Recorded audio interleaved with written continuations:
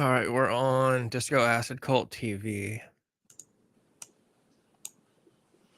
So I watched the new Gabby Petito documentary, and I am 100% convinced that Brian Laundrie is still alive. Really? Is Oh, that what? 100%. Yo, you think his parents are hiding him?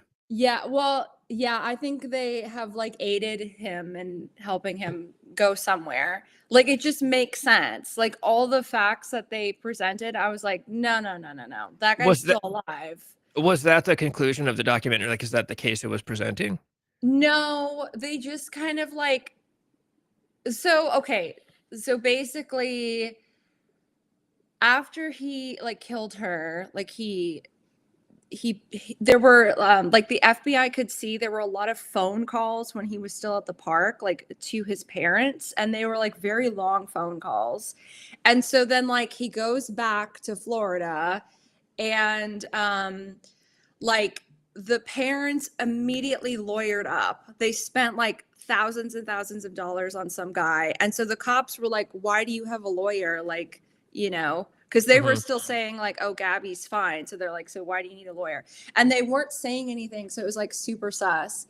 And so then what ended up happening is like very early on when he got back, I don't know if you remember, but like the parents and him went on like a camping trip to Yeah. like the local park, and then they came back, and then he like Brian like disappears. And so what happens is like there's a period of time where in that national forest there were a lot of storms, and so it like flooded the whole park. And so they were all, convinced that like he was in the park, which he was. I mean that's like what was presented, but like the FBI and like everybody, they couldn't go there because it was flooded. And so the parents weren't letting on like where he was. Yeah. And then like finally when the rain stopped and they could go back into the park, they were like searching, and eventually they brought the parents in, and the parents were like, well, I know where he could be. And then they like immediately went to a spot, and within like 30 minutes they found him. And then the cop that they interviewed in the documentary said that when they found the bones, because there had been so much rain, that his body literally disintegrated straight to the bone. And I was like, that's kind of sus that like the parents were like, oh, well, no, I know where he is. Yeah. And then they just like went there. And then on top of that, like the FBI was talking about how they found this letter in Brian's room, And the and it letter was was like super goofy. I that like know burn most of after this. reading letter. Yeah. Yeah, like that was where the mom was like, oh, if you kill somebody, like I'll help you.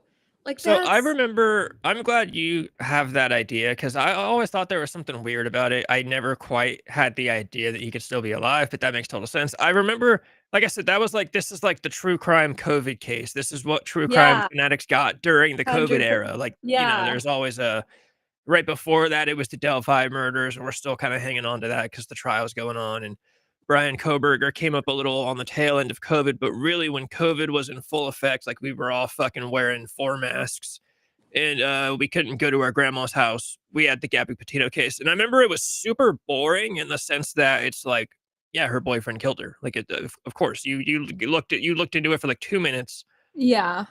and then I remember, yeah, they just one day were like, oh yeah, they found him, he's dead. Okay, move on. Like it was just fucking Yeah. ended. It was just all done in a second, and even that I thought was weird, just like how fast it was. And then yeah, then the letter was super goofy, and then like you said, the parents go straight that just immediately just, oh yeah, we know where he could be, and just straight to the spot where his bones are. Like, okay, what I am convinced happened is like when he was still at the park and they found all those call logs where he was talking to his parents for like 45 minutes at a time. I think that he like told them what happened and they devised a plan. And so then when they went on that first camping trip, they probably were like, okay, like we're gonna, I don't know, somehow they got human remains that weren't his and said like, okay, we're gonna plant you here and then we'll come and find you. And during all that, they probably either like, because it seems like with the lawyer they had and how easily they spent so much money, like I have a feeling that family has some kind of connections to something, and they either like just said, okay, you can flee and go somewhere, or they managed to get him out of the country somehow. Like it makes sense. Cause I'm like, why would they just let him go kill himself in the forest, you know? And they're like, there's been nothing in the news about like them grieving or anything of the sort. I 100% think that guy is still alive and his parents just helped him. Yeah, It just makes sense. and the parents were weird the whole time. Like They were so weird. from the beginning, like Gabby's parents, I feel bad for Gabby's parents because, Oh yeah. when they went missing at first, Gabby's parents were like trying to call them. They're like, hey, do you know where our kids are at? And they just like, oh, nope, nope. Like they had no desire to Yeah. talk to Gabby's parents. It's like, dude, your son is missing too. Like, why do you not care to, Well, like in it's, the documentary, they talk about extensively how she, after I don't know where they were, like in high school or something, like she moved down to Florida with him to go yeah, be with his parents. And she talks about how when she was living at the parents' house, the parents didn't like her the whole time. Like there were all these texts from her to Brian saying like, your mom doesn't like me, she's in a bad mood. So it seems like, okay, if very easily the mom could have like helped with the situation because she already like showed that she didn't like her. So dude, moms are weird. There's a lot of true crime yeah. cases where like moms with their sons, like some moms will help their son bury the body for sure. It's Oh, 100%. a lot of moms actually. I Yeah. think there are moms in my family that would help sons bury the body for sure. It's like it's almost like I don't want to say like a phenomenon, but it's like I think it happens a lot more than people think. Like I think a Yeah. mother son thing is a lot more than people give it credit for. Like it's But like Brian Laundrie, was he Middle Eastern? Like he looked like I don't think so. Israeli or really? Like his mom looked very Israeli. I don't remember what his parents look like. I know they've got the worst Oh. last name in all of human history. I know they showed like all the people picketing outside. It was like no more dirty laundry. Like it was like Oh, that's awesome. That's but no, like terrible. I mean, I don't know. When I was looking at the documentary, the parents looked either like Middle Eastern or Israeli, and so I was like, they could have connections to something, you know. Yeah. But yeah, I don't know. It was crazy. And then like, did you ever see footage of his sister? No. He had okay, so his sister is like wild. Like, I'm like no offense, but she's like a ball. Like she like cuz Brian was like tall and like jacked, and then like he had this older sister and she was like you got to see her. Like I was just, like they're not of the same family. It was crazy. Yeah, I'm looking her up right now. Brian Laundrie, And she's sister. married to this like Oh, obese Mexican guy. Like she looks like a mom. Like she'd be one of my friend's moms. And yeah, here's the picture of her and her husband. Let's yeah. No, it's crazy. that one. Yeah. Yeah. No, that's the husband too. They actually have kids because she was like, because Brian and Gabby were in their like early 20s, and I think his sister was in her 30s. Yeah, she looks rough. A ball like fat. Yes, Frodo Max. That's what I thought when you first said a ball. I'm like, wait, is she talking about like a Like, ball of look at the cocaine? husband. The husband is literally a ball. Like Yeah, with fat people, the thing is, fat people really come in all different shapes. It really fat people. Some people are just a little wide. Some people are yeah. stocky, and some people look like a straight up ball. Like it's like the shape of you as a It's just bowling like ball. that is not a good look. I know But a common thing with people that do meth, people that are fat and do meth, or people that do meth and get fat. I don't know why it happens, but I know it's true because I've seen it in real life. But if you notice, fat people that do meth, they typically get fat from like their waistline up, so they'll have skinny legs and then just a fat body. So a oh, lot of the that's times when you see people with terrible. skinny legs and a fat body, keep in mind they could be doing meth. I don't remember why it happens. Um, I've heard theories, like people that do meth pace around a lot, walk around a Yeah. lot, run around a lot, so maybe it just keeps their legs in shape, but for some reason their body doesn't. I don't know. I don't remember where I heard it or how the explanation went, but I know like from experience. Like, I've seen these people, and now anytime I'm out and about and I see like a fat body with skinny legs, I'm like, oh, that motherfucker's smoking meth. That's crazy. Well, so anyways, like with Gabby Petito, like she like when she moved down to Florida, she got a job at Taco Bell. Yeah, I remember you And saying that. Brian was like really pissed about it. But I guess like she had this best friend out there. I don't know how they met somehow. And the friend they interviewed was like, oh, Gabby loved working at Taco Bell. Like she like loved it. It was like her favorite job. And she would say things like, have a happy taco-tastic day. Like she really played into the Taco Bell thing. And I guess Brian was like always pissed. And so he would do like the stereotypical abuser where like she would always want to work and then he'd be texting her like, well, you don't love me and blah blah blah, and she's like, I'm working like for us. What do you mean? You know, she seems like one of those, like, she seems like a bright, cheery, yeah, she's like a bright, I think that's why people liked the story. She was like a bright, Yeah. cheery person that probably fucking, saw all the positives in Taco Bell. The one thing I hate about that case, and it's not what I hate about the case, it's what I hate about the online reception, is that case very specifically. Anytime you see an article or anything about it, there's always comments from people being like, "Oh, this case is only popular because she's a white girl." This is like they Oh say yeah, that they talk about that at the end of the documentary it's as fucking well. retarded. The Yeah, reason that case became so popular is because all of the footage they were filming for YouTube. So there was no job to be done. If you were a journalist, you went to their YouTube channel and there was all of mm-hmm. your footage.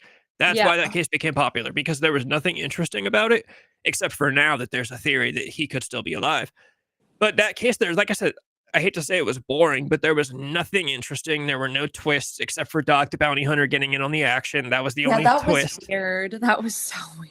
I was a big fan. I'm a big fan of Dog, but yeah, there was nothing interesting. It was literally just a case of abusive boyfriend, meets a cheery, easily manipulatable. You know what I'm trying to say? Yeah, Girl, and he ends up being a little more than she thought he was, and and yeah. So for him to be like, oh, it's because she's white, this is why it gets the press. No, dude, it's because their story was like fucking ready to go on the internet. They uploaded yeah, it, and like I said, that's really all we got during COVID. Realistically, dude, there's probably like a million white girls probably got fucking killed today. They're not on the yeah. news. So I always hate this argument that it's like, oh, it's only the fucking. I'll But say something for. did I'll you say ever? something. Yeah, no, go ahead. I was just gonna say the last thing. I'll say something for pretty people. I think she was kind of a conventionally attractive girl. Yeah, You could say that. So I'll give them that. If it's a pretty person, yes, of course they're gonna get put on the news before the tweaker next door who got shot gets put on the news because that looks like a fucking ball because nobody yeah. cares about the ball getting killed. But as far as like it being, oh, it's a white girl, so they put her on the news. Dude, I don't give a fuck. Like, there's black people on the news all the time too. Just watch more fucking news. Like, I don't know what to tell you. Did you ever see his suicide letter that they found in his bag? I haven't seen it for a long time, but I know it was ridiculous. Yeah, it was something how like he said that like because when this actually did happen when they went to the campsite, they ventured off and like he wanted to go hiking somewhere else and she wanted to do her own thing. And so the letter said that like when he came back several days later, he had like found her really cold and she was like frail and And in he killed her to pain. put her out of her misery, basically. Yeah, and Yeah. I'm like, no, no, no, no, no. What I think happened is that like, because the van was close by, I have a feeling that like they got into some kind of fight, and then he did what he did, and then like he took her body and like placed her under the tree that they found her at. Yeah. It's crazy, I remember but the no, letter. he's definitely still alive. I remember having the letter having something bizarre that he tried to be like, don't litter because Gabby wouldn't have liked it or something if you Yeah. just dramatic shit that like eighth grade writing drama, basically. Like, come on, bro. How old are you? But yeah, no, I remember that story. Oh yeah, she had like hypothermia. She was cold, so I just fucking murdered her to put her out of her misery. Yeah. Like the love of my life. Like, I'm not gonna put her on my back and try to rush her to the hospital or get her. No, I'm Yeah. just gonna fucking kill her with a rock just to put her out of her misery. That's Oh, yeah, terrible. that's crazy. I wonder like I wouldn't be what surprised happened. if he killed her on accident, you know, if he's just No, like that. I definitely think he did it by accident. I don't think he did it because it kind what it seemed like when I watched the footage with them is that like he did genuinely really love her and care about her, but then he had this like internalized anger that he couldn't control, which I've seen with other guys before. So I have a feeling, yeah, it's something where because they seemed like they would bicker quite a lot where he probably just like snapped and was like fuck you bitch and like did this and didn't realize his own strength and she was Yeah. really small. I think that's what He happened and probably then he picked up was a like oh rock or something. fuck. Yeah, I Probably. think a lot of abusive people do actually love other like I'm not defending like abusers, but you know, it's kind of like a trope that it's like abusers and like dudes like this, they don't actually love people.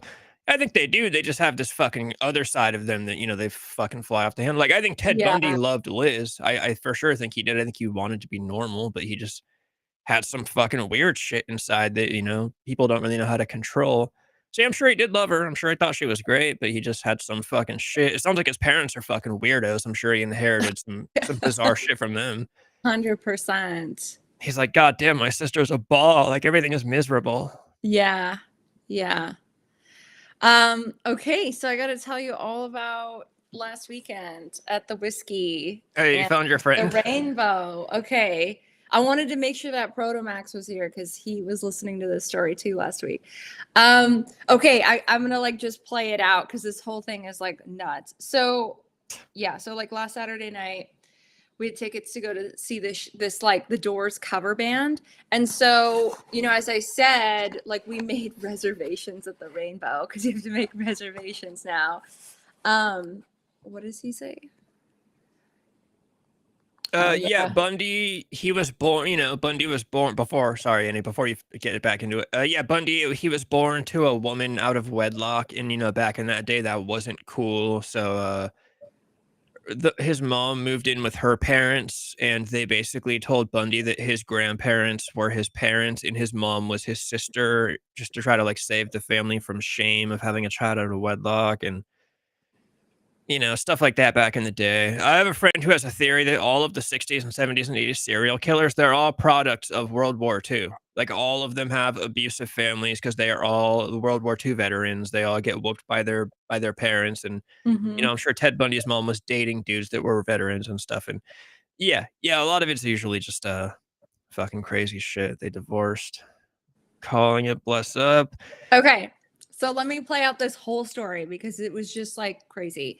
So the band posted on their Instagram that they were going on at 10. So The Nick and late I were show. like, what?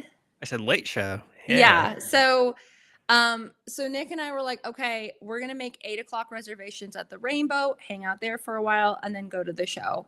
And that night at the whiskey, they had other cover bands. They had like a Leonard Skinner cover band and a Like the couple other. whiskey a go Yeah, go. it was like really weird. Anyway, but the show was sold out, surprisingly. It was crazy. So we get there and there's a parking lot right across the street from the whiskey. So we get there a little early to go to the restaurant and I see the band outside and there's like all these little old ladies like talking to them because they're like, oh my God, you guys look just like the Doors.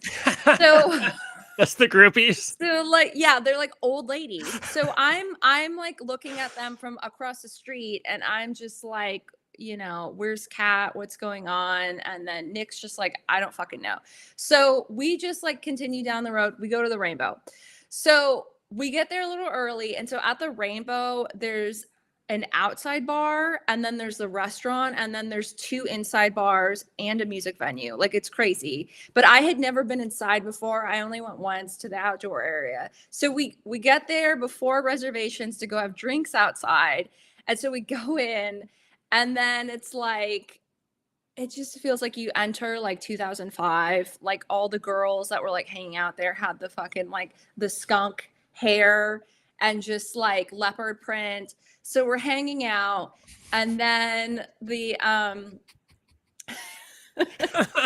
so then it's time to like go inside.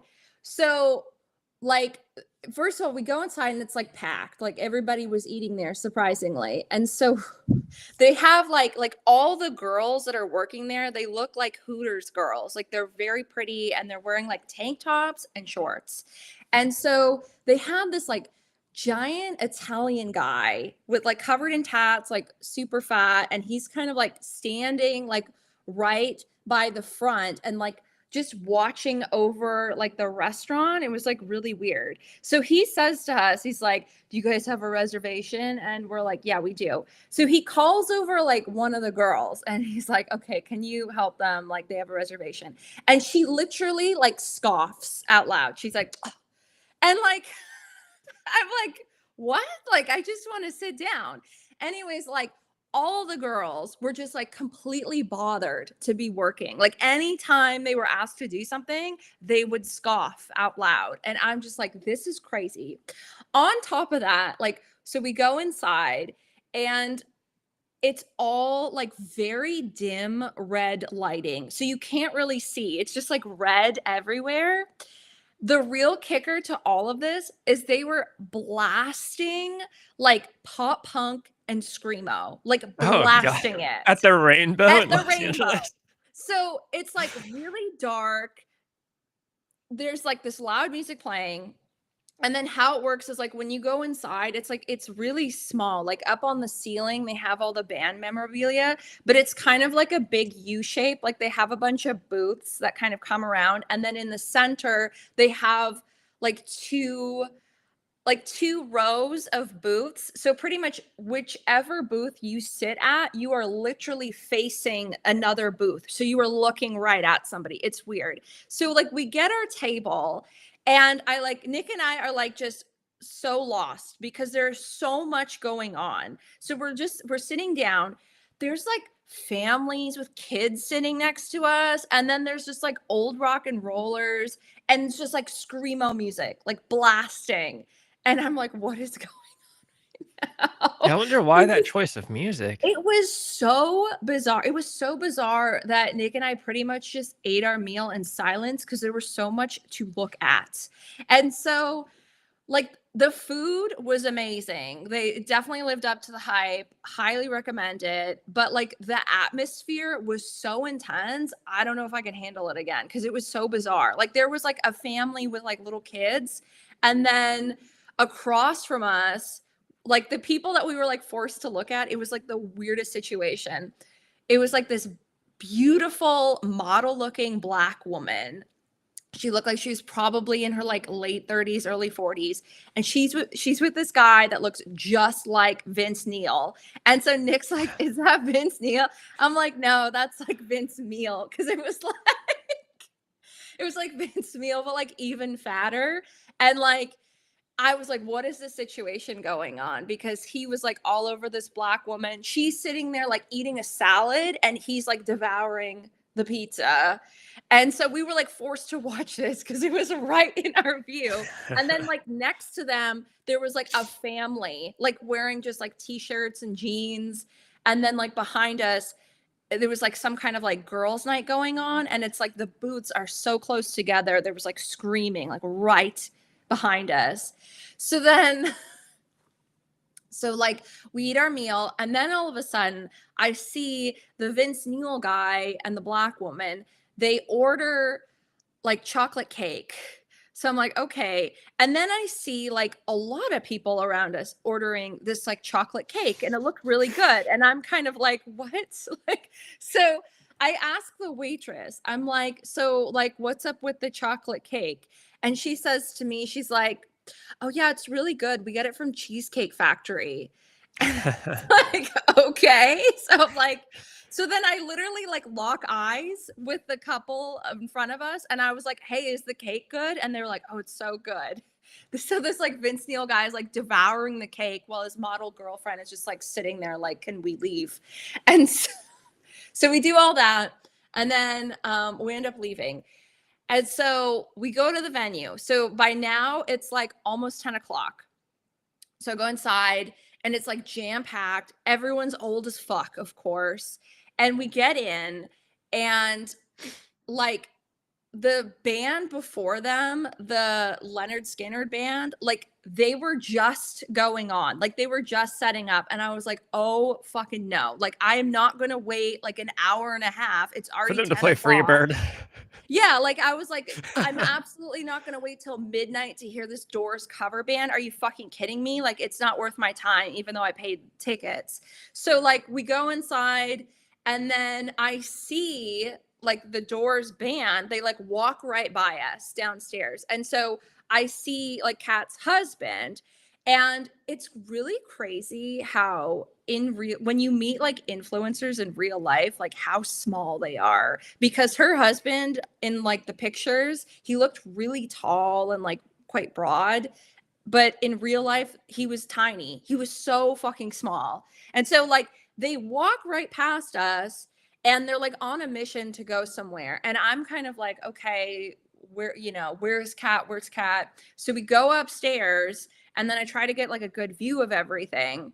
And of course, like she's not there. So I'm like, okay, like this is fucking bullshit. Like the band's nowhere to be found. I can't ask him where she is. She's not here. And the band before them is just about to play.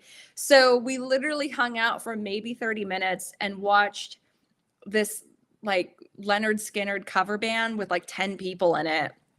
And then we watched a couple songs and we left. And I didn't even see the Doors band play. So the next night, so that was Saturday. So then on Sunday afternoon, I was on my phone and I was watching like the Ultimate Doors. They were like posting footage from the night before.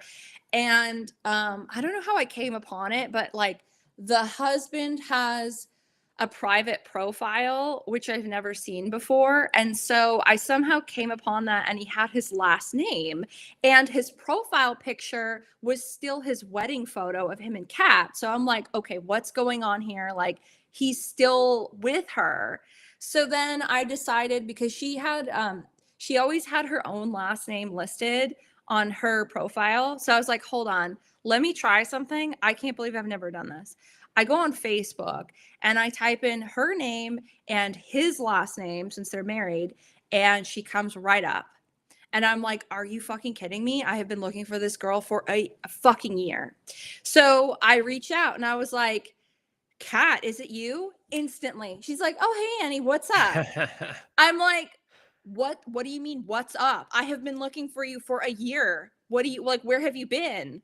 And she's like, hey, yeah, I'm good. Yeah, like I've just, I've been working just at home. And I'm like, wait, hold up. Like, so you're still with Darian? Like, what's going on? And she's like, yeah, I just, I didn't really want to go to California. I've just been like laying low. And she said that like, because she had like 100,000 followers on Instagram, and she was getting like really creepy stalkers, and it freaked her out. So she deleted her Instagram, and she was like, no interest in coming back. And so she only wants her Facebook. I feel like something else. I feel like there has to be something else.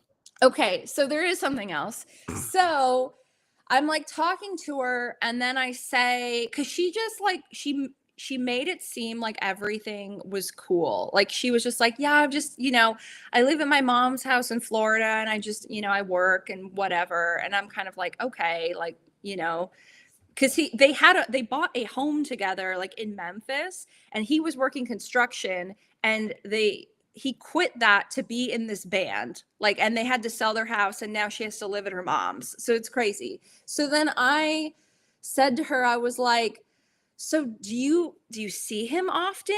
Like, what's going on? And she was like, no, like the next time I'll probably see him is in December when they come to Florida. And I'm like, are you kidding me? And then she was like, yeah, I don't want to be that kind of wife that's like nagging him. So I just want to let him do. And I'm kind of like, no, that's there's something. First of all, Jordan, dude, it's been like forever since you've been on here. What's up, man? That's not a nagging wife to be like, hey, I want to see you before fucking the end of the year. Yeah, no, I know. She was just like, I don't know. She was just like, this is something he really wants to do, and I don't want to like ruin his goals and dreams. And and she's like, I was just like, Yeah, I don't know what I don't know. It was It weird. I was is like, I couldn't imagine just like my husband just getting up to leave and like having to only see him in a fucking year. Like that's crazy. But yeah, well, she what would you do if you woke up tomorrow and, your husband was just like, "Hey, I just quit my job. I actually just started a Doors cover band. I We're would going." be fuming. I would be screaming at the top of my lungs. But she was just like, "No, it's cool. It's cool." And then I said to her, I was like, "Dude, like you told me you were coming to the whiskey show. Like there are so many other women that were there that were literally there to see you and you just vanished and you didn't say anything." And she was like, "Oh, really? Like I didn't know I had that big of an impact on people." And I was like, "Yeah, dude, like you were our friend and you told us you were going to be somewhere and we all got tickets to hang out with you and you didn't show up." And she felt like pretty bad about it. But I was like, it's whatever. But yeah, she just played it off as if like he's in this band now and she's just going to be, at home, like living at her mom's. And like, and then I said, I was like, well, do you guys have any goals? Like, what's going to happen? And she was like, I don't know. Like, I'm just going to let him play this out and see where he wants to go with it. It could be a couple years. And I'm like, that's crazy. Like, you guys just got married and he's just dipping to go on tour 24/7. Well, so the thing that's sad about it, I actually like this idea. She could be what if she's, like, with a high school ex-boyfriend or something? She's back with a hometown thing. Um, the thing that makes the story really gay is that it's a cover band. Like, it's I one thing. know. I That's the know. that's the worst part about it, you know what I mean? It'd be one thing I if it's like, I'm know. in a band, we wrote our own fucking music, like, I've been wanting to do this, but it's like, I just wanna go out and play The Doors. I wanna go play Doors Yeah. No, songs I for know. Because it's crazy. It's like it's not like they're gonna get signed. They're not writing original material. It's like they're literally Yeah. dressing up every night as other people and like playing other people. It's like none of it is original. On top of that, it's like I can't imagine what they're really getting paid. Like I know that they travel I around in a little van. I will say cover bands, if they make it, you can get paid a lot. Like there's a Guns N' Roses cover band that's like killing it. There's a Beatles cover band. I forget what they're called. I mean, there's a lot of Beatles cover bands, but I think it's called the Fab Four. I think the Fab Four Oh, is I've heard like, of them. Yeah. yeah, they came to, I think Sacramento like last year. I actually really wanted to go. But yeah, no, I'm sure. I think they're killing it. But it's just kind of like there's only so much you can do. If you're not making millions, you're probably making tens. You're not. There's not a It's lot just of like room. it's absolutely wild to me that like so they got married like 2 years ago at Graceland because they love Elvis. They spent a ton of money and like their wedding was so elaborate that they were actually in some like big rock and roll magazine because it was just they went over the top. So they spent all this money on the wedding. They buy a fucking house. He has a stable job to where she doesn't even have to work anymore. And then one day he's like, "You know what? We're going to sell the house. I'm going to quit my job. You have to go back to work and I'm going to go play in this band I'm and gonna you have to dress go up live like at Jim your Morrison. mom's." Like that's crazy. And she's just Yeah. like, "No, it's all good. It's all good." And I'm like, the thing, they're also really young. Like I think they're probably like 23 or 24. Dude, she's So got she's got something going on back at home. There's no way any girl is just I don't, content with that situation. I don't know because I know like I think that they had met online like years ago and then like cuz she told me she was like it just basically feels like when we were dating again and he like didn't live here. And I'm like, "Yeah, but you don't get married just to feel like you're dating again. Like you Yeah. want to step up the relationship." It's just like nuts. I was like, "Okay, dude. Well, you know what? I actually thought you were dead or something bad happened, so I'm just glad you're alive, but whatever." But Uh, yeah, I think that's nuts.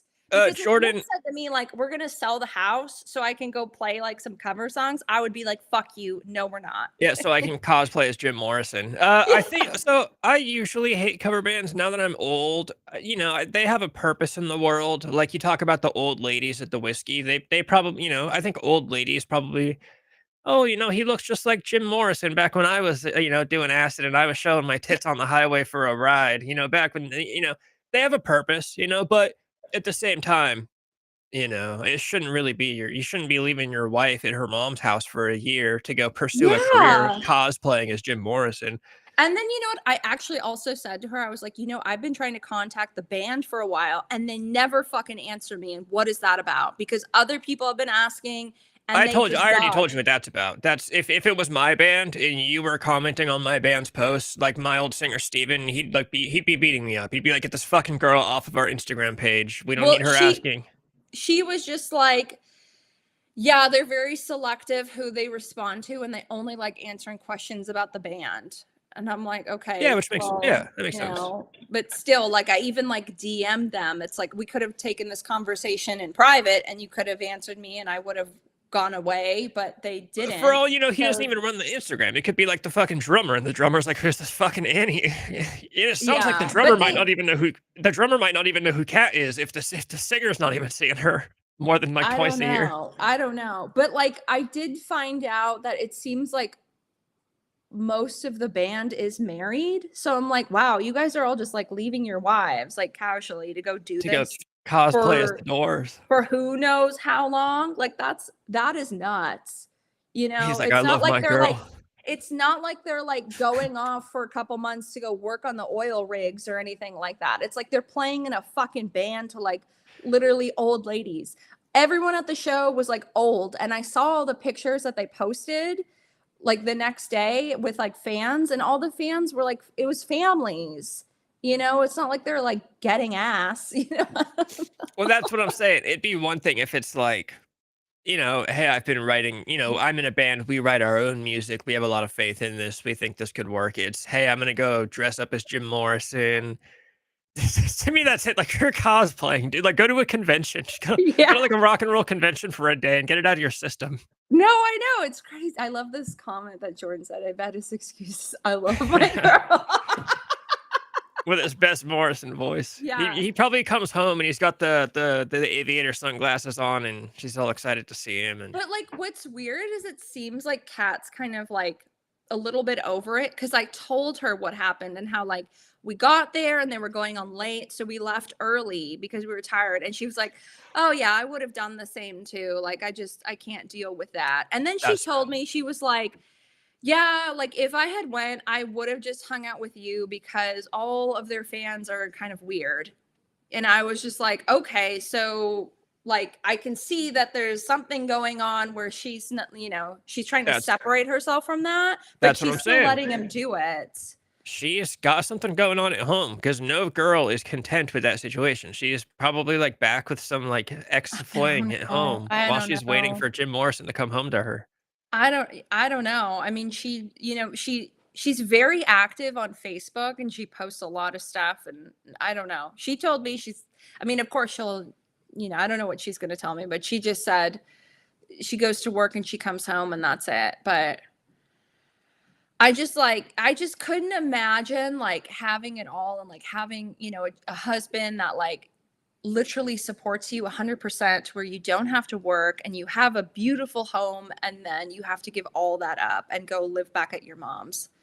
I just I mean, I can imagine that, but I can't imagine that I because my husband wants to dress up as Jim Morrison. I That's just the part. yeah, that is like That's the important part. Like, insane. things happen, like the economy crashes and we got to move back in with our folks, or like, I lost Yeah. my job, I got laid off unexpectedly. No, it's because he wants to dress up as Jim Morrison and go Like play songs to old ladies. it's the equivalent of being like if her husband was like, you know what, I'm gonna quit my job and like be Michael Jackson over, in Hollywood. You know how they have like the people that dress up on Hollywood Boulevard and sign autographs. Yeah. It's like the same thing to me. I'm like, you want to just be a Didn't she used to be C-list Pam? entertainer. She must be just super into gym. Yeah, you said she used to be Pam. Yeah, like cuz she like her and like Darian, when they're together, they do kind of look like Jim and Pam, even though that they don't say that, but it was like fun for all the little old people because they'd be like, "Oh, there's Pam in the front," and it was like part of the gig. And then she just like stopped going. I mean, she probably got tired of it. Of course, if I had to hear the Doors all the time, I'd be like, "Let's put something else on."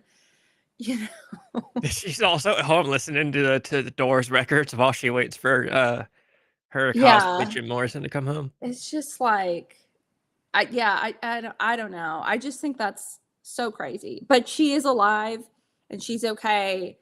But because I just wonder, like, if you're in a marriage like that, doesn't it eventually kind of like tear you apart? Because you're not spending time together. You know, Well, yeah. like distance can happen. You know what I mean? Like, I mean, they say like they really love each other and whatnot, but like if he's only gonna see her in December, like that's crazy. Just don't say anything, it's a phase. No, That's but so you terrible. keep forgetting that you keep forgetting the best part. You keep saying like, yeah, distance happens, but it's not that distance happens, it's that distance is happening because he's cosplaying as Jim Morrison. Like it's Yeah. that's the you know, like I said, things happen. You get laid off unexpectedly, you got to move back in with the folks for a little bit even though you were married, you make it work. Hopefully your folks are cool with it. You know, there's a natural disaster, you know, a flood comes, floods the house, got to move back in with, you know, her parents for a little bit. No, it's because he wants to dress up as Jim Morrison and play shows for old ladies in California. I just like, because where's that gonna go? You know, it's like it's not gonna lead anywhere Well, positive. like I said, the cover band world is you're either the Fab Four and you're making a living, or you're not making shit, which is pretty much how music is nowadays in general, but especially in cover band world. Like I can't think of any other cover band besides the Fab Four that I would imagine is, you know, making a decent I'm sure there are some that, like, you know, make enough to live in apartments and shit. If I was gonna play in a cover band, realistically, I would say the Beatles, but I think the Beatles cover band world is probably the most oversaturated. I'd probably do Nirvana, but Nirvana's also probably oversaturated. Yeah. I'd probably pick The Used. I would try to get a jump on it, even though they're not broken up yet, but they should be. So I would start a The Used cover band and just be the first one to be doing it. That's what I would that'd be the smart thing to do. Pick a band that's Yeah. not broken up yet, and But then when they like do break up, cover bands, like they just play gigs, right? Like they don't get signed. yeah, I don't think It- so. Who the fuck's I've signing never a heard cover of a band? signed cover band because what's interesting is so they are the leading Doors cover band in the US and they play a gig pretty much every couple nights. As long as I've known of them in the past, you know, year and a half or so, every week they are playing a gig. So they are getting booked. So they must be getting some kind of compensation for all the work that they're doing. But it's crazy. That is just so nuts. I couldn't imagine being like complacent like that. But I mean, I don't know. When I told Nick about it, Nick was just like, well, some wives are just really chill. And I was like, I don't think there's a lot of wives that would just tolerate that. Like, Especially there's, at like 22, 23, like she is. No yeah, way is she cool with that's that. really young. I don't know. Yeah, And then, yeah, she's getting some on the side for sure. I don't know. I don't know what they're doing, but Is she I hot? mean, Kat's really pretty. Yeah. Give me a name. Or wait, send me something. I gotta see. Okay, I'll send you a picture. I'll send you a picture of the two of them so you can see them in Oh, dude, there their probably is an glory. instant. There's probably got to be ICP cover bands. Um, there's got to be ICP cover bands out. Well, no, maybe not because ICP's still going. I wonder if it seems like disrespectful to start a cover band for a band that's not broken up yet. Uh, but actually, like I said, there are Guns N' Roses cover bands, and you know, like they've got singers that sing better than Axl because they're still young and they haven't shredded their voice yet. And I think nowadays people have probably learned more vocal techniques, you know, Okay, I sent you a picture. Whereas Axl was just shredding his shit. Same with Kurt. That's the most unfortunate thing about Kurt Cobain is that realistically, like we're lucky musically that he died because if he had lived on, his voice would be fucking gone. Um, yeah, she's pretty hot. He does look like Jim Morrison in this wedding photo.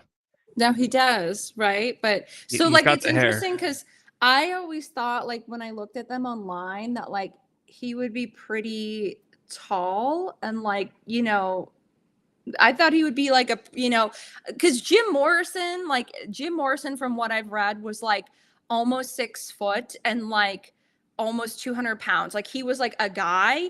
But when I saw her husband in real life, that guy was probably like barely my height. and which is like I'm like 5'7", and he was tiny. He looked like he was like 120 pounds. So the camera really does. Dude, in this first picture, she looks like someone that like my mom would have hung out with in high school. Like whenever I see rare pictures of my mom in high school with like other friends around, like this looks like she's got that '90s thing going on in that first picture. In the second picture, yeah, he looks like Jim Morrison, and she's in a wedding dress or whatever. And then in the third picture, she's got the floral, she's got the '60s floral going for sure. That third one, Yeah. yeah. There's no way she's not rolling on the side. Yeah, Guns N' Roses' new drummer. I know they put out a statement about their drummer that just left. I don't know what's up with that. I'm not, I keep up with Guns N' Roses. I think they're gonna put out a new album within the next year or two. I've heard that they're waiting on a back in like the early 2000s when Axl was doing all his weird shit. He signed some contract. Axl basically owned the Guns N' Roses name for a long time. I think they're waiting for that contract to expire. That way Slash and Duff can get in on the contract for the new record, basically. But yeah, they got a new drummer. It's been Duff McKagan's like solo drummer, so it's probably a good thing to have a drummer that the rhythm section, they're familiar with each other. Everybody was like, oh, they should have brought back Matt Sorum. Matt Sorum has said he's never going to work with Axl again. I think he's soured on that. And they're obviously never going to bring back Steven Adler. As much as we love Steven Adler, we know he was sucking dick for heroin in the late '80s and early '90s. And once you go there, I don't think you're ever going to, I don't think your band ever wants you back. I hate to say it. But, and he might not even be capable of playing all their songs. He's had health problems for basically ever since he was sucking dick for heroin. God, that's such a hard thing to have to hear about when you're like, "Oh, you fucking love this band," and you're like, "Oh, God." Who's the guy from Bam Margera's crew that's clean now? That's like his main thing. He was doing heroin and now he's clean. Brandon Novak. He totally goes lightweight on the story. Like he'll always say that he used to go out on the streets of Baltimore and he would let gay dudes suck his dick and then they'd give him money and he'd go buy heroin. And I'm like, okay, but get to the part where you were sucking dick for money too, because that was happening. Like if you're letting dudes suck your dick for money for heroin, you're for sure also turning around and sucking dick for heroin money. That is probably the pride of my life. The great joy of my life is that I never did gay shit for drugs or drug money. I never got to that point. I was always one of those weird junkies that like I had a line. There was a line. Like I would ask family for money and like do embarrassing shit and take shit to pawn shops.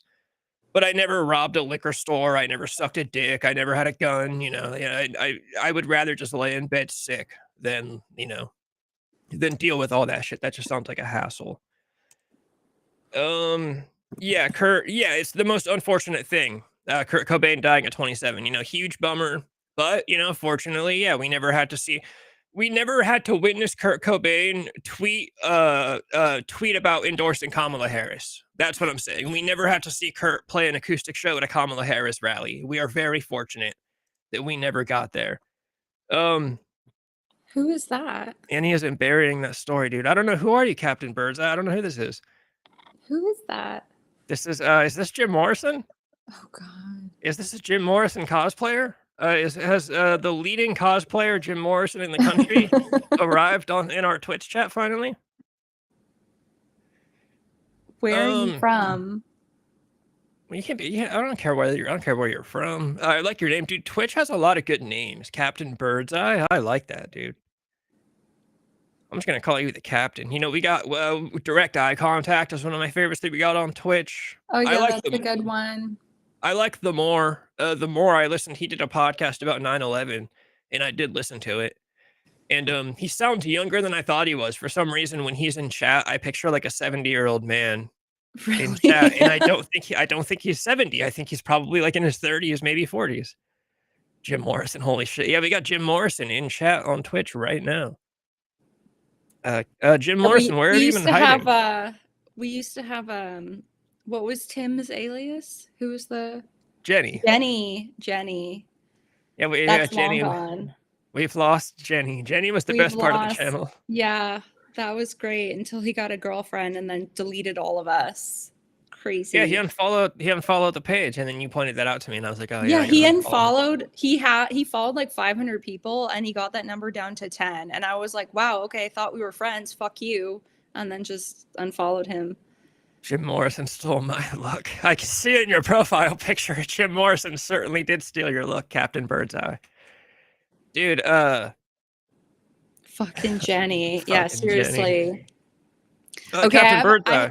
I have Captain Birdseye, what are another. you up to tonight? What were you saying, Annie? Oh, I have another story that happened to me this week as well that I definitely want to get your insight on. Yeah, let it rip. Okay. So Tuesday night. Okay, so I went to the ER for the first time ever. Um, that was crazy. I've never been in an ER before, but the shit that goes on in there is wild. Have you, I'm guessing you've been in one before. Wait, you went to first of all, Captain. What sea are you in right now? What sea are you sailing this very moment? And you went to the ER. You said. Yeah, I'll tell you what happened in a moment. But I mean, yeah, I've been to an Ca- ER. It's been years, but yeah. Captain Birdseye, who's why am I thinking of Scientology? What's his name? The leader? Uh, L. Ron Hubbard. Really Yeah, quick, I'm like, is really that quick. Elron I in have the to say it just photo? because my sister's name is Nellie, and so I'm always thinking of names. So like Nell Dog, Jack Nellington, and I came up with Nell Ron Hubbard, and I was very proud of that one. Oh god. But yeah, L. Ron Hubbard. The Okay, ER, yeah. also, so Protomax, yes, I do wonder if the girlfriend made him unfollow everyone that he knew, which is crazy. Because I the could see second it. he got together with her, he became very unfriendly towards me. I But was like, that I was gonna say that one's obvious because he spent a year professing his love to you and pretending to be yeah, girls on the internet to talk to you. So I could obviously see her making him delete you, yeah. which I But I guess by mean, default, but then by association would make him have to unfollow me because you're on the but channel. he unfollowed everybody that he followed, which was like a couple hundred people, except for like famous bands that he Well, you likes. know why people do So that? Because it makes your ratio look good. He obviously wants to be a famous person, so he's going yeah, but for he's not the. gonna get that. Like he, but then I could see because he had like, so I don't know, he followed like a couple hundred people and then he had like 1,000 followers. But then like what happens is like if you unfollow people, your following numbers will start going down as well. So he's just like dropping all of his Instagram people for Yeah. doing that. Okay, so anyways, yes. So Tuesday night, right? So it's like 8:30. I get this call from my mom and she's like, "So there's something wrong with my face." And I'm like, what's going on?"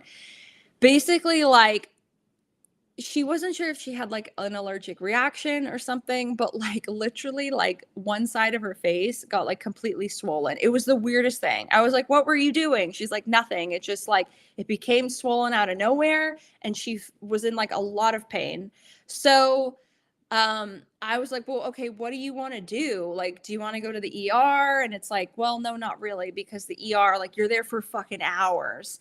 So my mom, I don't know if you know of, have you ever heard of the company Dignity Health in California? They Yeah. run. So my mom is the vice president of Dignity Health. Oh Jesus. Yeah, she's got like a huge job. She runs pretty much every major hospital in the state of California. So your mom, is she on the lookout for a bunch of Luigi Manginas rolling up with guns? No. So sorry. So my mom, like, she says to me, she's like, "Well, I know the head nurse." What? Max, I don't even know what rant. I lost what rant you're on, honestly, because I go from topic to topic. So I'm on this ER topic now. But okay, Okay, so anyways, your mom is anyways, a big so she wig. says to me, she's like, "Well, I know the head nurse to like our local big hospital." She's like, "Let me call them and see if I can just get in because she runs the show." So I'm like, "Okay, whatever, like fantastic." So a nepo baby, what does that mean? I've heard of that, but like I don't know. Nepotism. Could you get a good job if you asked your mom for a good job? Would she give you a job? Well, I mean, I'm not qualified in the healthcare field, That so doesn't matter. That's the part. That's the nepo baby. You're unqualified, but your mom would hire you anyways because it's your mom. That's the nepotism part of it. um I don't like Sparrow brother, knowing a dollar. knowing my mom, she would I don't know. She'd probably like make calls, but like I don't she wouldn't do anything herself because she would be like, you don't have any experience. And like I have no interest in ever being in the healthcare I field. knew you So didn't, but yeah, but would she get you a I don't job? know. But I don't think she Ask her if she I don't could she know. get me a job? I have experience in the No, health she field. like I had a collapsed lung one time. Okay, so anyways, let me get to the story. So she says to me, she's like, okay, the head nurse says that like I can go. So I'm like, okay. And she's like, will you and Nick come with me? Because she was like quite scared. She's like, I don't know what's going on. I'm like, yeah, okay, no problem. So by now it's like 9 o'clock at night, right? So we're rolling into the ER up the road and it's like jam packed. And I'm like, Yeah. it's fucking Tuesday. Like, what is going on? Like, why are Prime there time people for the here? ER. Crazy. So like we park the car and then we head towards the entrance. And all I see from a distance, first thing, is this guy. He looks like he's our age, shirt off, and he's like breakdancing like in front. And I'm like, it's Tuesday. What is going on? So like this we get up there and there's this guy. It's like this Asian guy. He looks pretty young. He's covered in tattoos. He is like aggressively dancing, like, and he's talking to himself. He can't stop moving. I'm like, what ecstasy is he on? Because he is like having the time of his life in front of the double doors of the hospital. And then there's like these two security guards out front, and they're like, yeah, we have to like pat you guys down, make sure that you're good. So the security guys, like, I say to them, I'm like, what's going on with this guy? Like, should I be scared? And they're like, oh no, he's cool. Just like let him dance it out. So I'm like, so then I had more questions because I'm like, did someone drop him off here? Like, I kept asking Nick, I'm like, so what do you think happened with the dancing guy? Like, do you think like he's high on drugs and his family were like, we don't know what to do with you and dropped him off at the ER? Like, Yeah. because he was just on a sick one. And I'm like, oh my God. So we go inside and then of course like my mom gets like waved through and like we get a room and then like that's when the real shit happens because like we got to like go in right away, but then you have to wait for like hours. And so I didn't realize like how hands-on the fire department was at hospitals because there were so many firemen everywhere. I didn't realize that like, if like a woman falls, like the fire department are the ones that like have to be at the hospital. I don't know if you knew that. I didn't know they went to the hospital, but I know, firemen respond to like medical emergencies. Well, there were like a ton of firemen everywhere and like cops. And so the first thing that happens is like we're sitting in the room and like, it's just like hours are going by. And then the first thing I hear is like this loud retching noise, like someone just like aggressively and violently throwing up. And it was so intense that I'm just like making faces, like, what's going on?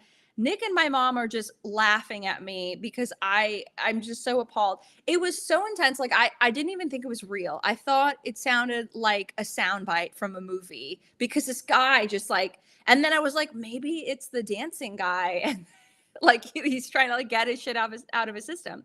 So I hear that. And then like the entire time we were there, it is crazy how many people are overdosing on drugs on a fucking Tuesday night. Because the amount of times, like, I saw firemen walk by and they were like, yeah, like, okay, so I saw this guy, right? And it's funny that you mentioned this earlier because this ties in with your comment. Hugely fat Mexican guy. He's sprawled out on a gurney, and these firemen are pushing him and talking to the doctor. And they're like, yeah, so he smokes some meth and it's laced with fentanyl. Oh yeah. And then they were like, we gave him 2 Narcan, but he's not waking up. So I don't know. You're just going to have to see. And I was like, wow, like it's like so unbothered. And Dude, like, we're there was not like, We're not prepared for fentanyl. I've been saying it. That's Narcan is not like, enough. People, there's stories all over the place of like, I gave this motherfucker 6 doses of Narcan, he still died. They're still giving out Suboxone like it's heroin, dude. We are not prepared for the fucking fentanyl thing. but like, so there were so many cases because I'm sitting there in the room, the door's wide open. I'm just watching everybody. Yeah, on a Tuesday night. I couldn't believe it. You guys My act like there's ever a bad time to No, but overdose on it's just drugs. like wild. Like I was like, don't these people have fucking jobs? Like if it's No, they're Tuesday, on drugs. what are they doing on Saturday? If it's More drugs. Tuesday, like it's crazy. There's never a So bad time to OD.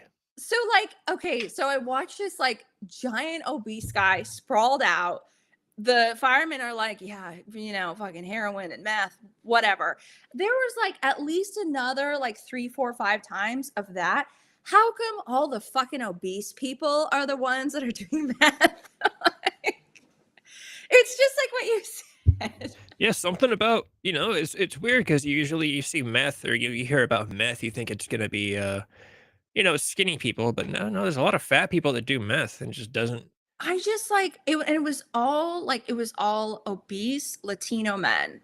I'm like, okay. And then I I thought I was like, well, maybe all these guys they work like, whatever customer service jobs where you get a Tuesday off and they're like, yeah, let's smoke some meth. It's No, my they're day they're off. they're probably illegal immigrants who are like doing yard work for white people and they smoke meth to get through the That makes day. sense. And all meth now has fentanyl in it because everything has fentanyl in it. You hear stories about weed having fentanyl in it nowadays. And That's just like crazy. But it's like it was so like casual, of course, to like all the doctors and the firemen and police in there. They were like, oh yeah, okay. Like they were all like, yeah, we've tried to help him, but he's not waking up, so he might be dead. Like whatever. I'm like, okay, yeah, there's so many of them addicted to food. the Big Mac stopped hitting. Well, honestly, they're Mexican, so they're probably fat because they're drinking a lot of beer. They're probably also drinking a lot of, Yeah. empty calories and shit and just getting pissed drunk on beer while smoking meth to get through the So day. so anyways, like so I'm watching all these people just like overdose, like just pass me by. And then of course, like every like couple minutes, or like I would say every 30 minutes, like a siren would go off. And they're like, because where I live, it's like very central to the city. So they were like there, and there's a big trauma center at the hospital we were at. So like a siren would go off, and then you would just hear like, car crash victim coming in right now, and you'd see people running. I'm like, this is just like the movies. This is crazy. And I'm just like over here, like, can we just get some antibiotics for my mom's face so we can fucking leave? So, because they had to solely focus on these trauma victims. So we get there at 9, it's like midnight and like not much has happened. So I say to my mom, I'm like, I'm going to like get an Uber home because this is crazy. Like I got work in the morning. So she's like, okay, fine. So Nick and I, we get up to leave and we go out, like we go to the front. And then of course, like it's like midnight and it's even more packed than when we got there at 9, which is like, what the hell? So we see it's packed, turn my head. The security guards are literally fighting a homeless man at the front. The homeless man is in a wheelchair, smoking a cigar, throwing punches, like just swinging. Why didn't you record this? Dude, dude, the ER is just like the DMV, except there's more people on drugs. It was crazy. So like I'm so tired and I'm like, oh my God, I need to get out of here. This is too much for me. It's Tuesday. So I'm watching this, like the security at this point are literally blocking the door because they are throwing punches back. This homeless guy, he's like throwing punches while he's sitting down and like casually like taking hits of his cigar. And I'm like, I say to Nick, I'm like, how are we going to get out of here? This is crazy. So the security guys, because the security are just like, they're just a bunch of young dudes. Like they don't really care. So they get fed up with this homeless guy, right? They take his wheelchair and like shove him. Fuck like him up. they shove the wheelchair and he goes straight into the parking lot, right? And then he falls. And he's like on the ground in the parking lot. There's cars everywhere. There's people everywhere. So this homeless guy, out of his chair, lying on the ground. And what he does is he's taking hits of his cigar and he's screaming for help in between them. Like he's like taking hits, being like, "Help me!" Dude, the thing is, put if somebody in a wheelchair for you to grab someone's wheelchair and push it, it has to be the equivalent of rape to a person in a Yeah. wheelchair. No, because like they literally like they scooted him. So he rolled out and he was going so fast that he like fell forward. And so he's lying on the ground, right? And he's like, it's just weird. He's like, every time like a car would drive by or a person walk by, he would like have this straight face and be like, "Help me!" And then like take, a little hit of his cigar. And I'm like, oh my God. And like I looked at the security and they're like, we don't care anymore. Just leave him. So I'm like, oh my God. So we scoot around this guy, right? And we called an Uber. So the Uber guy's coming in, and I'm like, oh my God, this Uber guy is going to see what's going on and like freak out. And so the Uber guy pulls up, and the homeless guy starts screaming at him. And the Uber guy is like, get in the car. So we get in, and I was just like, I am so sorry. Like, please take us home. I don't know what's going on right now. And then, like, the homeless guy just kept screaming and yelling. We managed to get out of there. My mom is fine now. She got the medicine that she needs. I never want to go to the ER again. That was so nuts for like a 3-hour period. I'm like, that level of craziness does not need to be going on during the work week. The ER is just like the DMV and Walmart plus more drugs. And yeah, I'm sure it's obviously 24/7. I feel bad for Yeah. ER workers and security Like guards that have to the fight guys in level wheelchairs. the level of like craziness that was going on in there, I was like, I can't believe like people are just working here. Like people want to be a nurse and just like have this job. That I is I don't so I don't think people wanna be traumatizing. nurses. I don't think people wanna be nurses. It's Mexican girls that didn't take high school too seriously and, you weigh your options. How can I make the most money with what I got, and And and then I'm sure there are people that, they're just, "Oh, I wanna help people," and then they get there and they're like, "Oh, fuck, I'm fighting a guy in a wheelchair." yeah. I mean, I also wondered because I was like looking around at like the staff dynamic and like there were so many cops and firemen just like hanging around and like all of them were like very good looking and like ripped and then you have like a plethora of like female nurses and I'm like They're all fucking I was like I bet you these people are all fucking no, I like can tell you about this. I have a friend who's a cop, and he says, yeah, a lot of cops bang nurses. You go to the that's ER, like you hang out there, and my buddy basically says nurses are all whores. So that's kind of his joke. Now he sends me a lot of memes about nurses. He sent me one the other day. It said like, "This is how sluts dressed back in the '80s" or something, and it was like a bunch of groupies. And then it said, "This is how sluts dress now," and it was like a nurse's scrubs. And I'm like, oh my god. But yeah, that's no, my buddy who is a cop, he says that cops bang out nurses. Nurses are all cheating on their boyfriends and husbands with cops and firemen. because I That is the was thing. like, all these firemen are probably married. And they're what do you think they're just like fucking the nurses? Like, Yeah. because they're just standing in there waiting for something to happen. Like, they must be, they're up all hours of the day. Dude, ERs, hospitals and ERs might even just be like one tier down from psych wards because Pretty much. because Yeah. psychotic people go to the ER first before the ER says, okay, you're a psycho. You need to go to the ward, Yeah. down the street. We need to get you to the loony bin. So yeah, no, 100%, dude. The ER is just like, it's It's like where like all the nuts. bad stuff happens. I mean, it's the emergency room. Like what?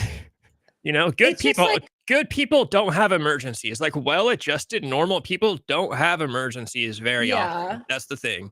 People that are in I was wheelchairs just smoking like, meth have emergencies all the time.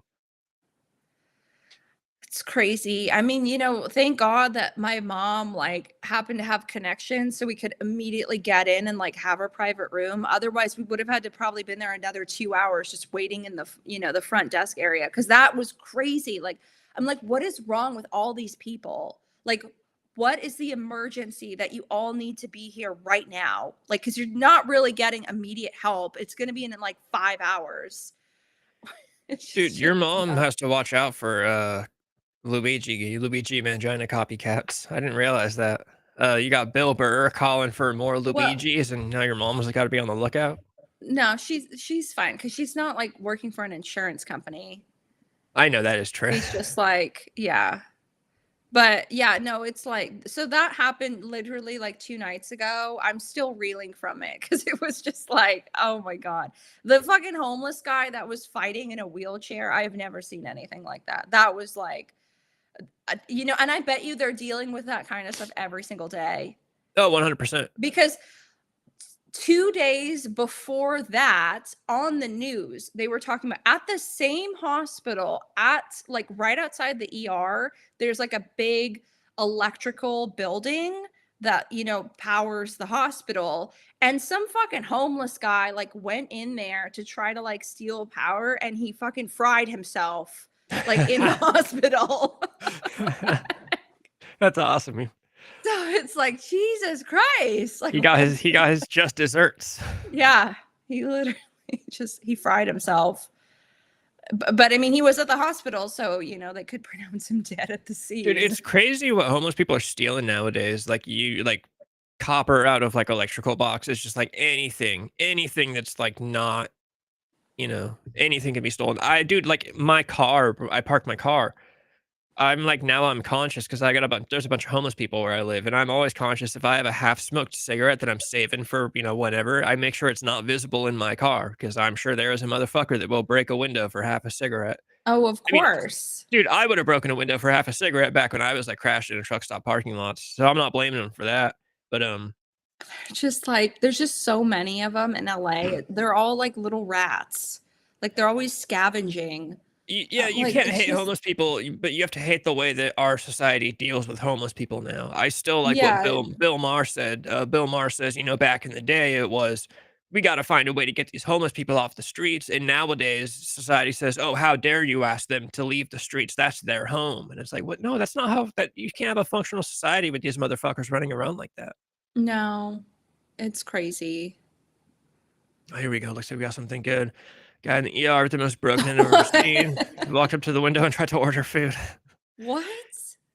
Yeah, That's dude, the crazy. ER is just where all the crazy shit happens, and the ER is also where people that don't belong there go. Like, it's also the place where, like, if somebody, like, you know, I don't know, trips and, like, stubs his toe and, like, is crying about Yeah. it, they go to the ER, so then you got those motherfuckers there too, and it's like, "Bro, go home.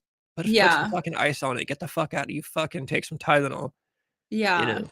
So that happens too. And then, yeah, you get dudes in wheelchairs that are fighting security. I love that part. I love him. I couldn't believe that because it was like when we first got there, it's like, okay, there's this dancing crazy guy. So it was like just going in was crazy. And then like leaving was even more intense.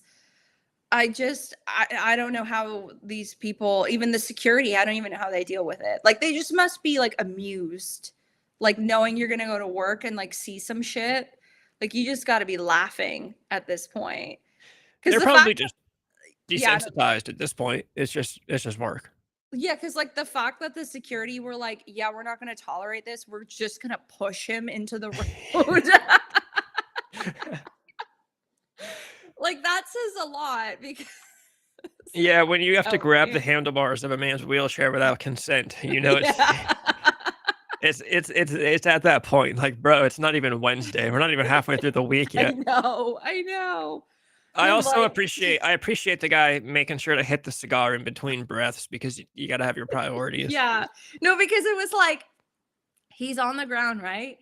And he's laying there and every time he would like take a hit of his cigar, like he seemed very calm, but then like if somebody walked by him or drove by, then he would start screaming for help. So it's like, are you just asking for attention at this point? Yeah. Like what are you Well, doing? what's funny is if you would have stopped and helped him, he probably would have just like turned on you too and started fighting. Yeah, no, I think so. That's why the security were like, just leave him, like don't do anything. Like, oh Yeah, my they're god. just people on meth. It's just people on meth. I just it's crazy how many people are just doing that every day all day, and that Doing Well, meth every day how all day. come like how come like so how come like all the obese people that are doing it like they're just staying at their current weight? Like, don't you think you would be sweating it out? I don't think you sweat out fat as much. I mean, I'm sure a little you burn off a little bit by sweat, but the thing about people that do meth is that people that do meth consistently, tolerance, tolerance is very powerful.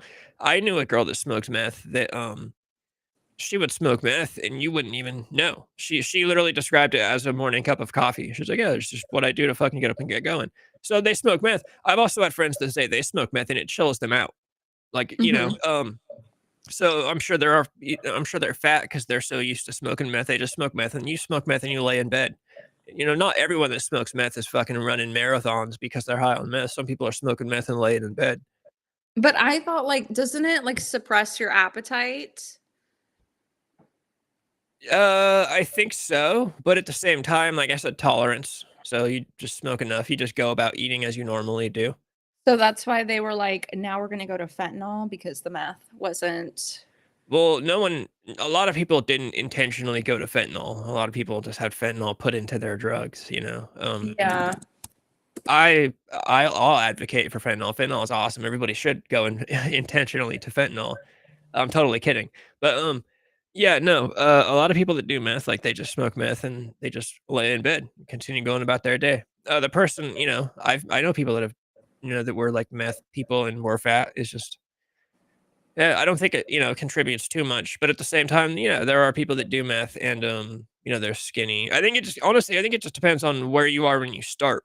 Realistically, if you're skinny, you'll get skinnier. If you're fat, you'll get fatter when you start. It's not really to me, meth seems like a That's booster. crazy. Whatever you're like before it, it's just gonna amplify that times 4 once you start it. It's not gonna change you. It's just gonna amplify you. However many multitudes of times. But yeah, there's a lot of fat people that do meth, and there's a lot of like fat people or skinny people that do heroin and fentanyl. It's just yeah, it's I just more so it depends on That's your body type before you crazy. start. Yeah. But The yeah, the no, whole I know people that they say meth chills them out. It's the same thing as meth is basically just what they get like Ritalin, what they give out for Yeah. ADHD, and those are uppers. So you meet an ADD person, they take an upper and it chills them out. And then for me, opiates, I they give me energy. I remember like back in the day, you take a handful of Norcos, dude. I'm ready to go take on the world. I'll run a marathon. Whereas there are people, then they take that shit, they fall asleep, they're dead. For me, it was like, no, dude, I want to go do some shit. So it just depends on your body type. Okay, so I was thinking about this earlier because when you had Drunk in Japan on and he was telling that story about how like they were doing meth and then like they were all like, let's go like do some crime. Let's go Is rob a that place. is that like a common thought when people do that? Is like they feel the urge to go cause crime? Like what is that about? I don't know if it's necessarily let's go commit crime. I think that was just him back in the day. I think he was just, Okay. just down for some shit like that. But Well, like I said, because like yeah.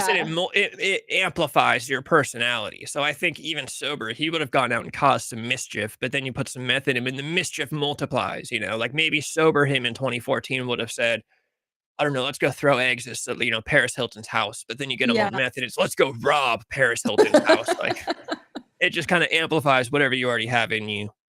Because it seems like a lot of people, especially in LA, that cause crime, like they're always on meth. Uh, So, it's funny. I was going to tell this story, and I didn't want to get into his stuff, but I forgot. Drunk in Japan was already on here 2 weeks ago talking about doing meth, so I can probably tell the story, and it's fine.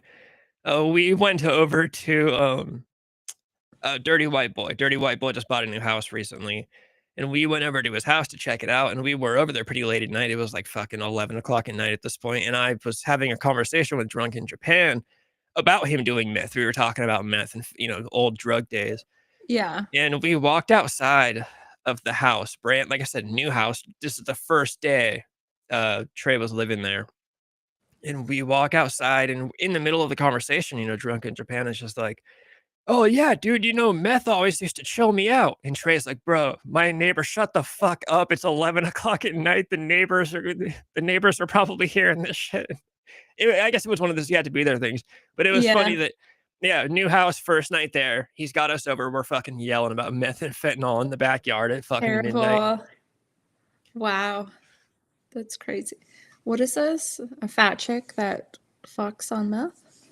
I feel yeah. Also, what Jordan's saying is probably also to be sneaky. I think that is kind Mhm. of a myth thing. You kind of get energized, but you kind of want to creep around and just get away with some Absolutely. shit. I think it's kind of a mischief thing. Or there's this fat chick that does meth and charges $200. Oh yeah, that's been the lore on the channel for the past 2 weeks. I went to high school with a girl. And then fast forward a few years after graduation, I heard that she's always been fat, but then she got hooked on meth and she became a hooker and she would charge $200 a fuck. And so I was saying, who's fucking a fat meth addict for $200? Who's paying $200 for that shit? Easy. Yeah. Only at the high school that I went to do you graduate and find out girls. Also, I have to say, also, it's the same girl that taught me about the Illuminati. The same girl Oh, that taught okay. me about the Illuminati in math class, became a fat hooker, $200 a smash because she needs that fucking meth. Meth is crazy. Meth has never appealed to me. It's never appealed to me. No, Uppers that's really never have. Like I said, I've seen people smoke that shit and they're tolerant. It's totally normal. Everything's fine. But I've seen. I remember one time I was over at someone's house. This must have been like the second or third time this dude smoked this shit because I watched him. They were passing around the meth pipe. Of course, I passed on it. I was like, no, I'm all good. I was buying other stuff. This dude hits it, and it's like, as soon as he inhaled, his fucking eyes were just like, and he's fucking looking around, and he's like, hey. And I'm like, dude, you need to get the fuck out of here. I don't like this. That shit was terrifying. crazy. Yeah, I'm just like, dude, I don't understand the appeal. Just like, oh, this shit'll get you going 200 miles an hour. I'm like, what? No, bro, I don't want to go 200. I don't want to rob Yeah. Paris Hilton's house. No, no, that's not chill. Yeah, like okay, so do the homeless communities, like, do they have all their own like drug dealers? Like I Yeah. heard like there'll be like some guy on a bike that will like go around to different little encampments and like offer drugs. Yeah, I would Is imagine. that okay? Because the other day I was driving home and I went under this freeway underpass, and there's like this new little encampment that developed, and I saw this guy literally on a bike, like selling drugs to the homeless people that were in their tents, Yeah. and I was like, oh, it's real. That's so weird. What do you think? Like, does he charge them like normal rates, or like, what do you think? Because they're Well, homeless. especially with meth too. Meth is more of a bartering culture. I don't know why. I used to work Is at a he gas like? station and there was a resident homeless guy that would come. I used to work overnights and he'd come hang around. His name was Jason. He's dead now. But he was a tweaker, always riding around his bike. And he would show up, he'd go dumpster diving. And he'd show up and he'd have a bag of stuff. One time he got like a whole trash bag full of CDs and DVDs, and he let me go through and pick out whatever I wanted. I think I found a coincidentally a garbage CD in the out of this dumpster diving. But and then a couple of movies I remember. He was really cool. But yeah, and I'm talking, because they're meth addicts, just straight shit. He came in one time with, I'm not even kidding, a plastic like Safeway bag full of nuts and bolts. And he's like, I'm gonna go wash these off in the sink out back, and then I'm gonna trade these to this motherfucker down the street. He's gonna give me a dub of meth. I'm like, nuts and bolts. Okay, like what you What? do what you do. But With heroin, what with is that heroin, guy it's gonna it's use them for? that's the thing. Meth addicts, they just like to tinker with shit. They just like to do So things. weird. Meth addicts will smoke meth and they'll take a bike apart and then put it back together. They just like to That is so like just fuck with weird. stuff. Heroin is purely money. You're not trading shit unless you've got some kind of thing with a guy. Like one time I used to have a dealer. He had a dealer who would take Home Depot products. I don't know why. Stuff from like Home Depot and Lowe's, home improvement tools and stuff. So I would drive my dealer around to Home Depots and Lowe's and hardware stores, and he'd run in and he'd steal a shopping cart worth of shit, throw it in the car. We'd go to his dealer's house, and then he'd come out with fucking, I don't know, like $400 worth of fucking heroin or fentanyl or some shit. But that's like a rare thing. Meth is very, you can trade. You can have bikes. So I'm sure homeless people. I know when I was hanging out with homeless people in Davis, which was only weed. We're talking on levels of weed now, but I'd be with Christian and he'd say, let's go see what this group is up to. We'd go to this group and they would say, oh, we got some weed from this group. Do you want, homeless people traded around. It's like their own like underground fucking like city under the city. But Oh, the problem with the way California handles shit is they let that shit fester and it becomes more than just underground and it's everywhere. But yeah, meth is a very barter heavy system. You can trade It's nuts and like bolts. in like Futurama when they have like the creatures under the city. Yeah, yeah, You know, where yeah. like Leela, yeah, it's crazy. It's just like Jordan, that. dude, I've always wanted to do. I've never really done hallucinogens because they say you got to be in a good mindset. I'm really never in a good mindset. Like I can tell you for a fact, I would have a bad trip. They always say, "Well, if you're upset about something or depressed about," dude, my ex-girlfriend would be the first thing. As soon as I touch acid, it'd be like a field full of all my ex-girlfriends, and they'd all start telling me what's wrong with me, and I just know it'd be something bad. So I've always been wary. Is that the right word? It's either like wary or weary Weary. It's weary.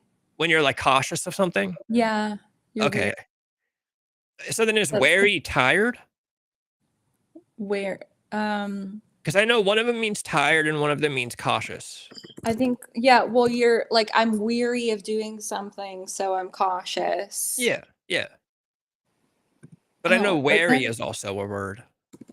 what is this? Like, oh, it's the other way around. So if weary is showing tiredness and wary is showing caution. Okay. So What? yeah, I've always Okay. been wary when it comes to doing hallucinogens. Okay. I had a weird experience with weed one time, like the weirdest.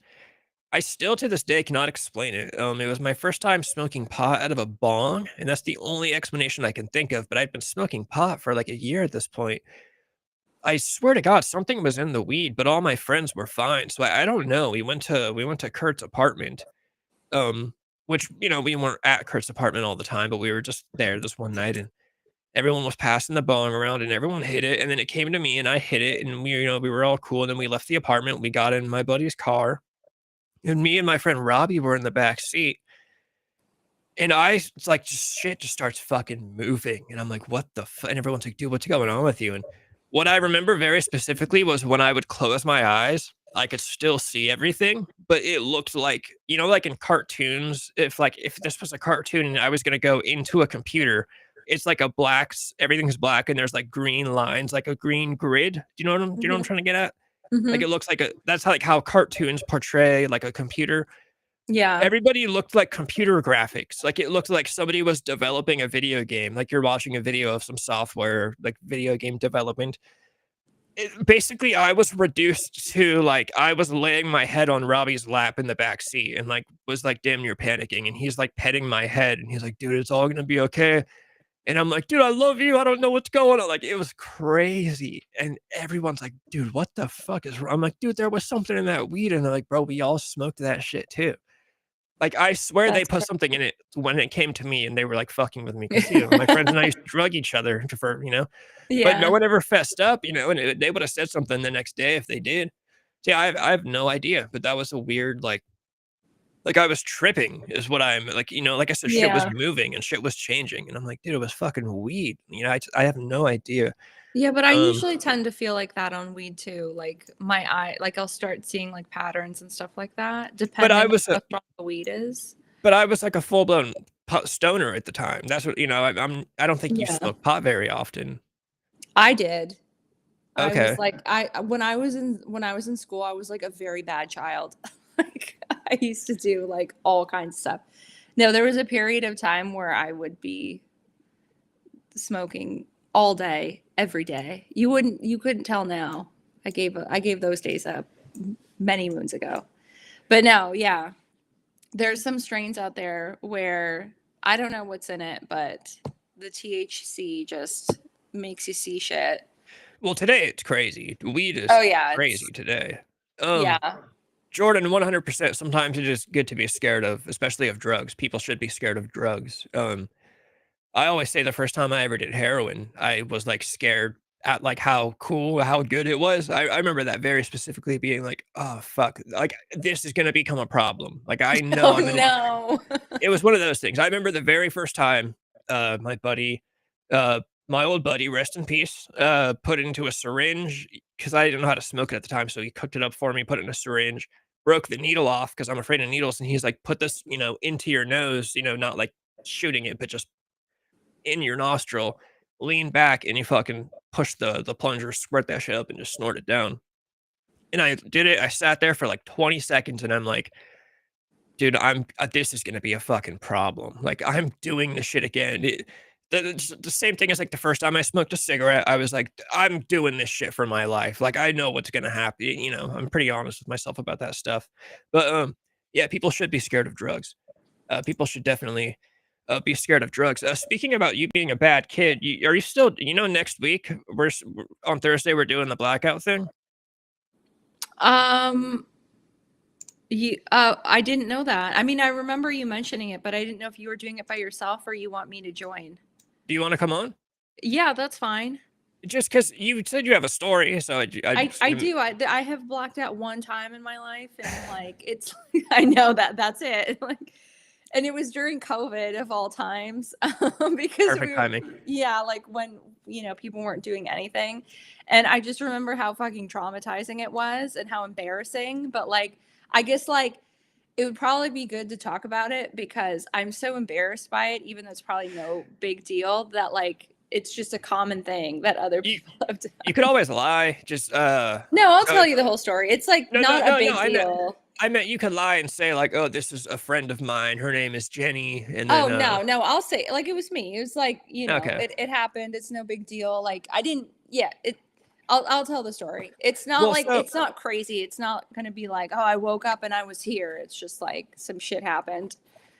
Jordan, if you Yeah. ever feel like playing Shakespeare, you should write out your best one or your worst one, whichever, and then even though yeah, fuck it, dude, I might just bring you on sometime, just because it's been fucking forever. Just write it out, because I have to write mine out. I'm gonna write mine out.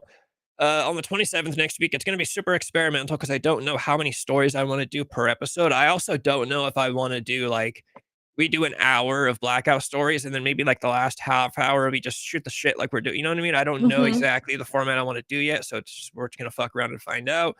Plus, like I said, after next week, it'll mostly be me by myself. I'm sure I'll bring Trey on for an episode because I know he's got blackout stories. I'm sure I'll bring on Drunk in Japan. Um, so probably after next week, I'll probably move it to Tuesday. But Okay. but yeah, either way, I've got my own story I'll do. You can do yours, and then I don't know, maybe I'll do like 2 or 3 of the submissions I've got.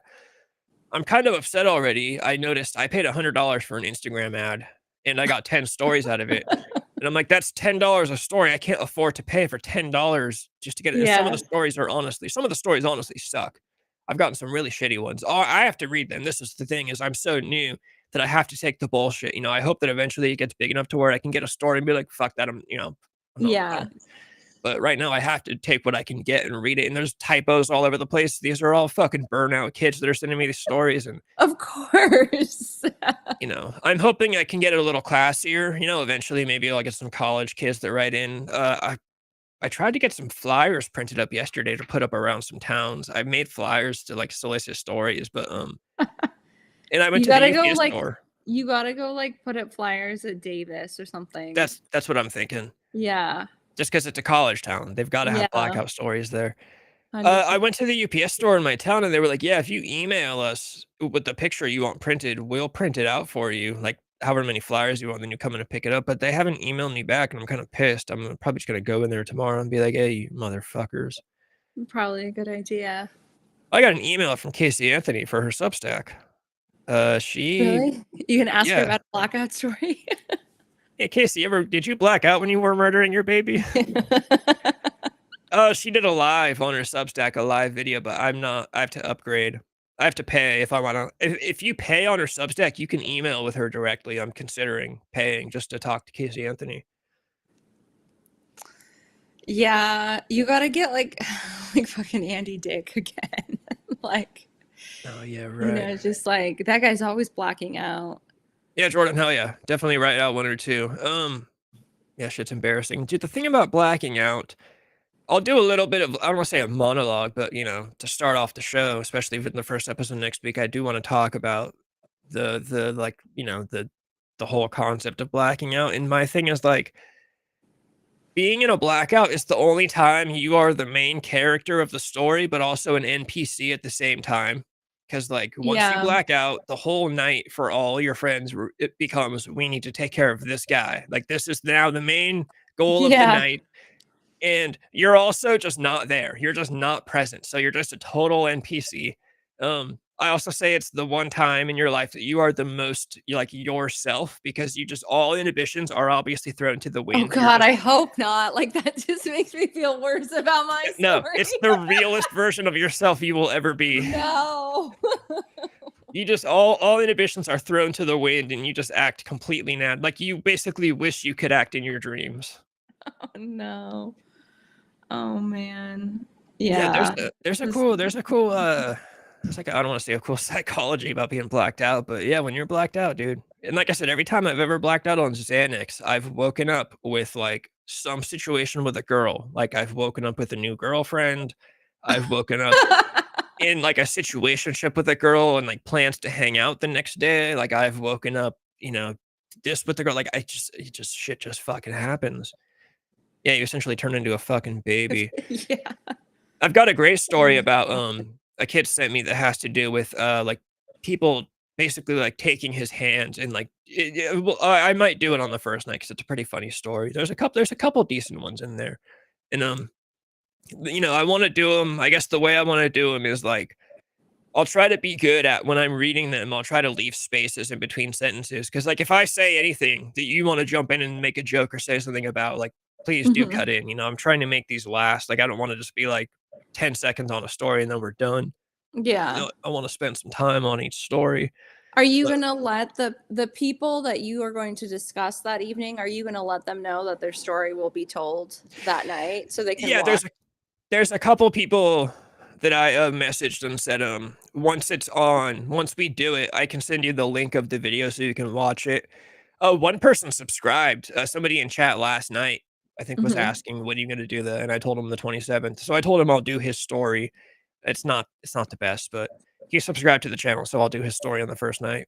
Yeah. No, But yeah, that's no, there's some people that are like, "Yeah, let me know when you do it. If I can't watch it live, just send me the link." And I'm like, "Yeah, for sure. At least because the it would video." be nice if they were at least in chat so they could add more commentary if you had any questions. I kinda like it better without because now we are the commentator, like, we're the ones that set like, Yeah. we have all the cards, like, I can turn your story into some shit. I would like to in my the evil part of my brain, which I'll never do, I would like to get a story from a girl, like a traumatic story. She was, someone put something in her drink and maybe someone took advantage of her, and then I get on here and I laugh and call her a fucking whore or something, and then I'm totally I'm not gonna do that, but in the evil part of my brain, that is a plan. A girl's gonna send me a serious traumatic story, and I'm gonna tell her that it was her fault on the stream. No, I do kinda hope I hope I eventually I get some serious I think it'd be cool to do some serious, like, if someone sent me that's why I said in the thing, like, feel free to send in, like, the heavy stories too, like, if some bad shit ever Yeah. happened, I'll do it, and I'll be totally cool about it, we can get into, like, yeah, here's actually, like, I guess the danger of, like, going to fucking weird parties and, people putting shit in drinks. I used to have a dealer that he would put Xanax in girls' drinks, and, yeah, but like I said, I needed my bag, so your personality defects are no concern of mine as long as you got the stuff I need. But yeah, that was a very well-known thing around town that he was a dude that put Xanax in girls' drinks, and then, like, I That's guess whatever terrible. yeah, I guess whatever happened after that is, not part of the story that I ever got to, but, I think it's pretty obvious. But yeah, Yeah, I remember. Oh, Jordan says his is serious. yeah, hell yeah. Here are serious ones. Um, I remember, so when I was 21, I worked at an elephant sanctuary in Africa, and then there was like this town nearby where like all the locals would go to. And I remember like a couple of the girls I would go out with would get like roofied and like blacked out. And I remember like watching all that happen live.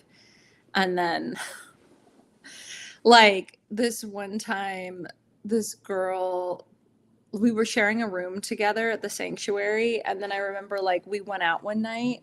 They had like this club, and she got roofied and she blacked out. And like all these guys were like all over her. And then of course, like we got her home safely. And then the next morning, like she actually had like a reservation to go like skydiving, which was like nuts. And she was like really sick, but she still went skydiving, I remember, and she didn't have a clue of what happened the night before. So getting roofied to going skydiving, like that's Yeah, crazy. skydiving the next day, that's pretty crazy. No, you can't be leaving the country. Can't be leaving the country unless you're going to Japan, then I'll come with you. Um, Getting roofied, I've always been me and some friends in high school, we used to always wanna, of course, we can never get a hold of roofies because I don't know where the fuck you even get roofies, but we always wanted to lock all of ourselves into one room, set up a camera in the corner of the room, and all take roofies, and then just, like, wake up the next day and see what happened. But, Oh, that was so cringe. well, I would imagine we'd all just sit, fall, I don't I think the implication among my group was that we were all gonna fuck each other, and I'm like, "No, the guy on the roofies doesn't do the fucking. The guy on the roofies if we're all on roofies, I think we're Yeah. all just gonna, like, lay down." You probably all just gonna fall asleep on each other. Yeah, the thing about roofies is, like, who even sells that shit? Like, if you become a I roofie dealer, don't know. like, is that a thing? You're like, "I'm gonna start selling roofies." But isn't it like what's the actual name of the drugs? There's a variety of names, right? Yeah, I'm sure it's a real, like, a medication. Yeah, I Um think so. Okay, as soon as I Google roofies, you get a help is available National Sexual Assault Hotline. Of course. Okay, yeah, it's Rohypnol. Okay, you Yeah, know what? that's This is it. the stuff that Kurt Cobain overdosed on in Rome, I think. I think it was Rohypnol. But like what does that do like besides roofie people? Does it have a medical purpose? I would imagine it's gotta be something like a Xanax. Let me see. Rohypnol effects is a it's a flunitrazepam. I fucking hate these medication names. A short-term treatment of insomnia and a pre-medication for surgery. So yeah, it's just, it's a knocks you out. Okay. Benzodiazepam, but benzodiazepine. So, I think it's somewhere similar to Xanax, which I've always said Xanax is a fucking date rape drug. It needs to be classified as a date rape drug for sure. Xanax is crazy. If I could advocate against any drug, it's probably Xanax, mostly because it's just given to like middle class soccer moms because they're a little nervous about going to social events. It's like, I've dude, Jordan's comment. I've actually heard a comedian say that before. I don't know if you got that from a skit or if you're thinking of that now. Flores. I've heard that before. Yeah, But dude, like where are people getting Rohypnol? Like it's a medication. they're like, I've got a guy. Like where is that?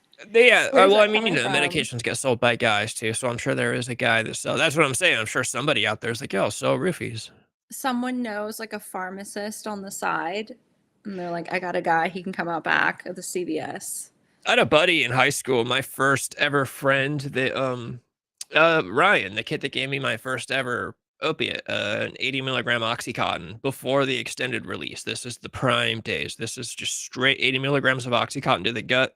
This is the good stuff, the good old days.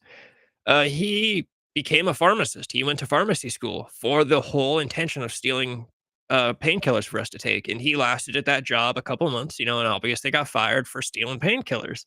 But yeah, I remember he got his job and he's like, "Bro, you're not gonna believe it. I found the sweet spot. There's a spot in the pharmacy where the cameras don't reach." So I grab the bottles, I take them over there and I act like I'm counting them. And I take one or two, so it's real discreet. And and he was always retarded. So I was like, I know you're gonna fuck up. And sure enough, within like a couple months, he's like, "Oh yeah, they fired me." And he was one of those weird dudes that like believed the lie, and he'd be like, "I don't know what they're talking about. I wasn't stealing shit." Bro, you just gave me like 6 Norcos last week. Like, you don't need to lie to me. Like, I'm your friend. I don't care. I'm your buddy. He would do that. He'd get a job and he'd get fired for stealing money out of the register. And he'd be like, "That motherfucker, I wasn't stealing money." And I'm like, "Bro, it's me. I know you were stealing money out of that register." Why do people do that? I've seen other people do that before. Like It's they just pathological liar shit. I've talked about it before. I used to do that shit. You just start saying shit so much that you start believing it. Like completely. You just start believing shit. It'll be like, my girlfriend would ask her mom for money. We would need drugs and we couldn't get money. And she'd ask her mom for $100 to get her nails done. She'd, "Oh, I'm with my friend. We want to get our nails done. I don't have any money. Can you send me $100 so we can get our nails done?" Her Mhm. mom would say no. And dude, my girlfriend would be like, "I don't know how my mom's saying no. I just want to get my nails done with my friend." And I'm like, "No, dude, we're trying to buy heroin. Like, what are you talking?" Like, it's some switch goes off in your brain. It's weird drug addict slash liar type shit. Just It just shit like that just happened. So I'm sure my buddy believed that he was Crazy. not stealing money from the register, while the day before he was stealing money from the register. That's Yeah. wild. Yeah. I know. I do remember it from The Hangover as well. Dude, I watched The Hangover. I don't get the hype. I watched The Hangover once, like my junior year, my senior year, and I didn't think it was that great. Yeah, it's okay. I was more into like Super Bad and those Superbad was good. movies. Anything Super with Emma Bad was Stone. so good. So it's funny because the guy that played McLovin, he actually went to school with me. And of course, like he was like 2 or 3 grades above me. But yeah, he went to school with us. And then they filmed some of that movie at my high school as well. But yeah, it was just like, of course, he would be on there, and now he's like super famous. Yeah, I remember The Hangover being like the biggest fucking thing. Like people were quoting The Hangover for years, and I was just like, Yeah, dude, I I don't. didn't really care for it. Like it was okay. Yeah, it's not the greatest. Yeah, It's like a Superbad was one honestly done. Superbad was way better than The Hangover. Superbad at least had Emma Stone, which is anything with Emma Stone, I will watch at least once. Yeah, yeah. I miss all those like early comedies, like like the James Franco crowd, all that. It's Yeah, like they can't make those movies anymore, and it sucks because there was that period of time where we were getting like such good comedy where you would watch a movie with yeah. like Seth Rogen and all that, and you would be crying of laughter. You know what I miss was like Zack and Miri make a porno. Yeah, Just and then also movies like Nick and Nora's Infinite Playlist with Michael yeah. Cera, Juno. Juno is crazy, dude. We'll never get a movie like Juno today because now everybody would be like, kill that fucking, kill that Yeah, motherfucker. yeah. That movie was intense. Definitely. It's a really good movie, really funny, also very touching. I thought it's like the perfect movie is how to balance like serious and comedy in the same. It is like crazy though that Ellen Page is now a man. So Dude, Ellen that Page is gonna fucking kill herself or like kill him, Elliot whatever. Page. What? Elliot, that motherfucker is gonna kill that motherfucker's self within like the next 5 years. That's what's gonna happen. Also, Uh, I have seen SLC I Punk. have never. Isn't Matthew Lillard in that movie? Yeah, it's when he had like blue hair, I think. Yeah, It's I've a never really seen good it. movie. It's really good. I'm not a big fan of the punk. People find that surprising. I'm not a big fan. Like, I don't like the Sex Pistols. I'm not a big fan of like the '70s punk rock culture, and that kind of came back in the '90s. Um, I do like the movie Sid and Nancy. That's a good movie. But Courtney Love's in it, so of course I had to check it out. But yeah, I've never been a big fan of like punk rock and like punk culture. And honestly, I kind of hate it. Like when you do watch the movie Sid and Nancy, I'm like, did they really act like this? I would have hated these fucking people. Yeah.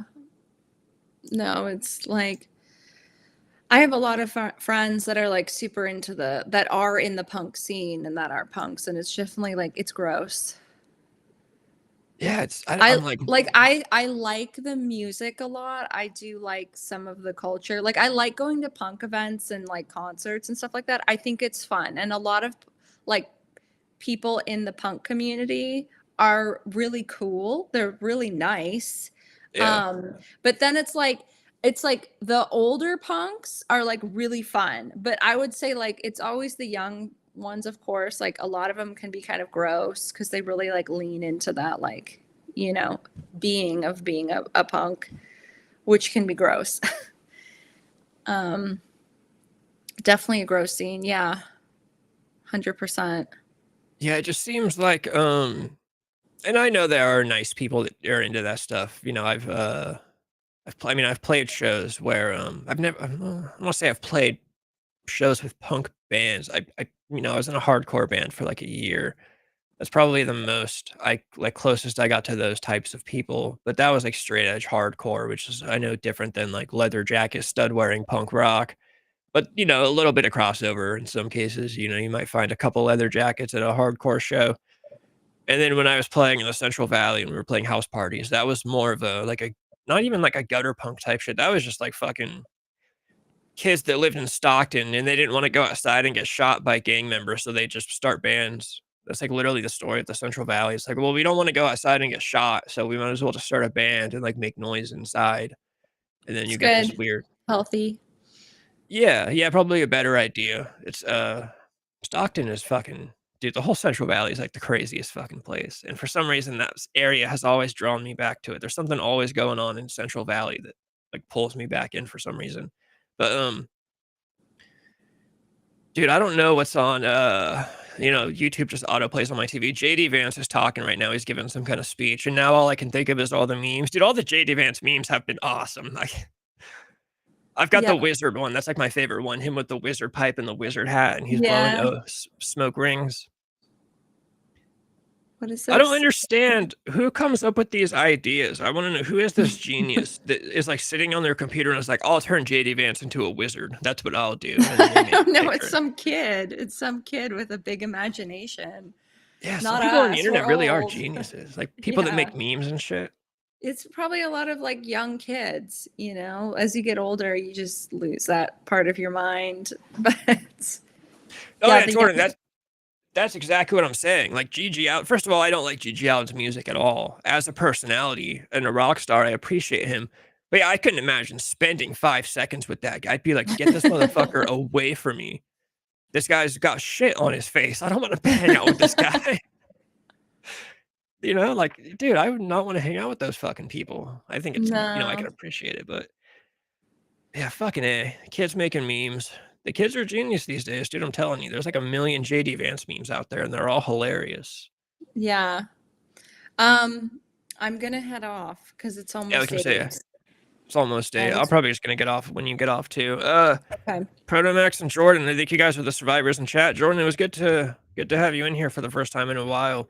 Yeah, you definitely got to write out. Let me know when you write out that story. I don't even think I've messaged you in like fucking 4 years. But yeah, So write out. Jordan posted, I don't know what it was. Oh, I saw like I think maybe it was like a news article or something on Instagram about this teacher that like had a gangbang with her Kids in the students. ghost face masks. And then Jordan commented and was like, "That's hot."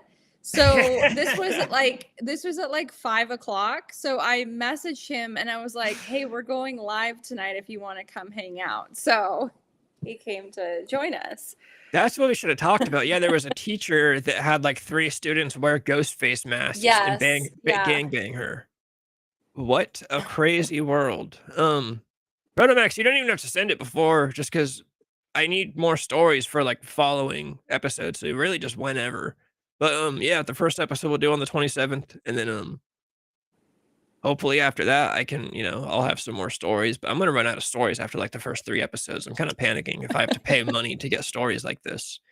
The Instagram ad worked really well. I do have, a lot of people messaged me, but I just need Maybe you should like get creative with it and write like a Craigslist post.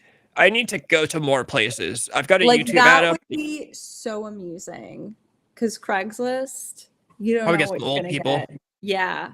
You're like old people. Yeah. You should definitely post like something on Craigslist. Yeah, I might do that. I'll put up flyers. I'm embarrassed about the flyer thing. I'm not young anymore. When I was young, I had the audacity to walk around town with flyers, and if anybody stopped, I was like, "What are those?" I'd be like, "Yeah, it's my fucking band, you motherfucker. Are you coming out to the show this weekend, motherfucker?" But now I'm old, so if anyone's like, "Oh, what are those?" I'd be like, I don't know."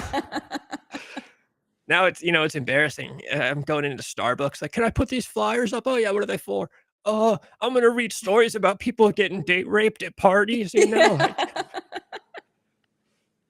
But, Oh, yeah, good. I need That's to good. suck it up and get the flyers printed and go put them up, and then, make another Instagram ad. That's the one that worked the best, was the Why Instagram ad. The don't YouTube you share a story on the Disco Acid page? Because it has like 9,000 followers and people love that page. people only like the Charles Manson stuff. Yeah, but like you have so much traction on there that if you post a story, people are gonna respond. If I just out of the blue, I'm like, "Hey, I'm back. I Yeah, need your blackout stories." because on top of that, because you haven't posted on that page for a while, I know, it's people will gonna click like on it. bump up right away. Even in the stories, it's gonna like show up first. So people are gonna be like, oh, he hasn't posted in a long time. So that's probably a really good idea. Yeah, I probably will now that I mention it. Just, "Hey, I'm back for a quick second. If you guys have these stories, can you send them Yeah. to," I'll probably do that because yeah, I am, like, in desperate need of, stories, I'm hoping eventually traction picks up and it's because like, Mr. Nightmare, the YouTube channel with, like, over 1,000,000 subscribers, I'm sure he just gets a nonstop flow of emails with stories, and Yeah. he's probably stashed up for, like, 2 years at this point. Yeah. And I am not. I'm stashed up for like 2 or 3 episodes. But, Okay. alright, we're gonna hit the All outro. right. We're gonna get out of here. All right. Oh, I'll yeah, see you t later. tell them Manson would have wanted them to do it. Yeah, definitely. Alright, I'll hit the outro. I'll mute up. Okay. Bye. And we're all here today to groove and have a beautiful time together, and that it's only the beginning.